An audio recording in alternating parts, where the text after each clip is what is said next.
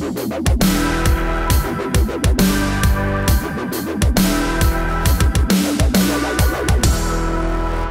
federal government took more than $59,000 from a small business owner years ago, and it won't give it back to him, even though they acknowledge he's not a criminal.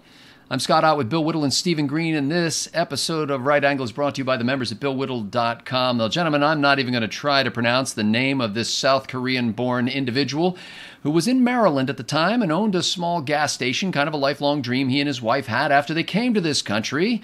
He served in the military, lived an upstanding life, and as part of his small business, occasionally he had to put money in the bank. Well, as you probably know, if you put more than $10,000 in cash in the bank at any given time, it has to be reported to the federal government. The bank has to turn you in, essentially, and say, hey, somebody just transferred or brought this money in. But if you don't put $10,000 in, you think, oh, well, I'm scot-free, therefore I don't have to report it to the federal government. No, the federal government wants to know about that, too, because if you do that repeated numbers of times, then they think you're trying to sneakily get around the $10,000 limit, and that's called structuring, and that's what this gentleman from Maryland was accused of doing. After they determined that the only reason that he did it, and he acknowledges that he did it, was because some bankers said, hey, if you deposit less than $10,000, you don't have to do all the paperwork. He thought, well, I don't like paperwork. Who does? He didn't do it. So now, what has become of a country? Bill Whittle raised this during our pre-production meeting. Bill, what has become of a country where you have to tell the federal government when you put $10,000 or $9,997 twice into the bank? But that's not the problem, although it's the leading edge of the problem. The problem is that the government thinks that it's their money, and it thinks that it thinks that we work for them. We've had this discussion before. This is the essence of the problem. The government is convinced that the American citizens work for them, that the money the American citizens make is essentially their money, which they remit a portion of back to us. And this is it, Scotty. So not only did they do all this turmoil and cause this man's life, practically to be ruined and all the rest, they're keeping the money. They're keeping $59,000 or something, I think you said, that he doesn't owe them. But you see, it's not his money; it's their money. They've refused to release federal money back to this individual who deposited it for them. That's really, what it comes down to. This is not America anymore. The income tax and the laws regulating the Internal Revenue Service are draconian. The founders would have exploded if they'd seen some of the stuff that empowers the IRS that we actually voted into law. That is catastrophic. The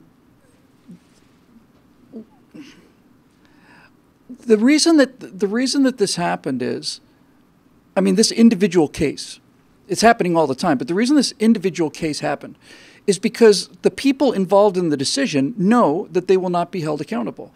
There will be people maybe will be great, will be raging against the IRS. What else is new? That's 100 years old. So my recommendation for this is that this guy finds himself an excellent lawyer. And I think you could probably find one because the people that you're going to be suing have a very large, very deep pocket. And I think that this man needs to go after the individual bureaucrat or bureaucrats that made that decision. He needs to go after them individually. He needs to sue them personally. And he needs to get his money recovered plus damages and suffering and all the rest of it. If these bureaucrats understand that there is going to come a time when the American people are going to call them by name and hold them accountable for these actions, then things will change. And if that doesn't happen, then it won't. And if people say you can't sue the government, there's a way to sue these individuals, even if it's just a show trial.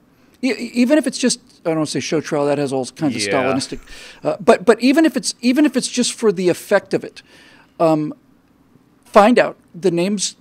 I want to know the names and the faces of the people that made these decisions, and I want them public. And you can even put the whole trial thing aside. I want them public. I want them published. I want them spread virally. I want the whole country and the world to know that these 2 or 3 or 4 individual bureaucrats ruined this man's life, and they're holding his money. And when can he expect it back? Now, Steve, I didn't overtly mention this, although you probably assumed it, and Bill hinted at it, that not only was the man's business destroyed, which you might expect, lost all his cash on hand, essentially, and his reputation, but during that time, His wife developed cancer, and she passed away. He's convinced that the stress put upon her by the financial situation made that all the more terrible for her as she suffered with that. As late as August, and now we are in 2017, during the Trump administration, as late as August, he again appealed to the IRS to have his money back, and the IRS has not returned his money. He did, in fact, as Bill suggested, get himself an attorney, and there's an organization that's trying to help him fight this. It's kind of like Charles Murray's lawfare concept that we talked about before, where we really need to start going after this bureaucratic state, hammer and tong, using the courts to do it. But I don't understand why the president isn't tweeting out right now, "Give this man his money back, IRS." Stephen Green, would that be a powerful use of Twitter?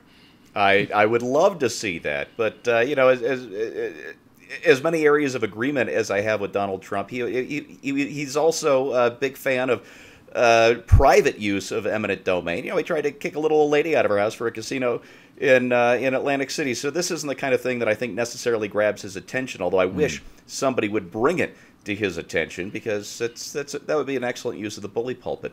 But look, what we have here is legalized lawlessness. I don't know what else to call it. That's right. You can have your money taken if you deposit too much of it. You can have your money taken if you deposit too little of it. And once your money is taken, you can fight for years, prove your innocence, which isn't even an American concept, and still not get your money back. Still not get your damn money back. And let's call this gentleman and his wife what they are. They are collateral damage in the drug war. We started this $10,000 rule. It was back in the early 70s, I believe, and it has not been adjusted. Yeah, it has not been adjusted for inflation, by the way. So $10,000 then is probably $30,000 or $40,000 today, after the big inflation kick of the late 70s and all that. But whatever the number is, that number has not been adjusted. It's still the same, and it's a part of the drug war. It was a way to track drug money. And then they realized, oh, these drug dealers are depositing $9,999, so we're going to go after that too. And this drug war has emboldened the federal government, which already had this practically lawless Internal Revenue Service to work with, to go after not drug dealers, but to go after innocent Americans because they can, because the middle class, and this family worked very hard to join the American middle class, because the American middle class is where the money is. And you better believe that Uncle Sam is going to get his cut by any means, fair or foul. And the trick is, Uncle Sam now has the law on his side. It's legalized law, Scott. That's all it is. And what disgusts me about all this is the way we, the American people, have caved to this dragnet philosophy of law enforcement. I don't mean the TV show from the 1960s. I mean this idea that basically the way we're going to find criminals is we're going to sweep up all evidence from everybody and see if any of it falls through the filter and looks like it might be a drug dealer. We're going to listen to all the phone calls. We're going to pat down everybody, and in this case, we're going to make everybody report. Believe it or not, I have come under this thing. I went to the bank once when I was running a Christian children's camp, and we had to move money from like one CD to another or something like that. And I had to fill out paperwork to report to the federal government that this Christian children's camp that was, telling people about Jesus and paddling around the pond in canoes, now the government has a record of that. I just thought while you were talking, Steve, my son paid cash for a used car. He paid over $10,000 cash for a used car. The federal government must have a record of that. It just disgusts me that this society of laws, not of men, this where you're innocent until proven guilty, where you cannot be put to trial without sort of reasonable cause to bring you to trial, it has now become this land of lazy law enforcement, where basically the police state is able to say, we're going to sweep up all the information of any kind that we want, and as long as you're not doing anything untoward, you'll be fine. Don't you worry about it, Bill Whittle. It's not going to affect you. Just make sure that if you put $10,000 in the bank, there's a paper trail. Don't try to put $9,900 in the bank. This is not America. This is not law and order. This is not justice. And right now, there's a 73-year-old man who I believe has moved to Virginia, who wants to know where he can go to get his $59,000 back, and where he can go to get his wife back, and where he can go to get his dignity back. For Bill Whittle and Stephen Green and the rest of the team at Right Angle, thanks for the members at BillWhittle.com who made this possible. Where can he go to get his country back? Yeah.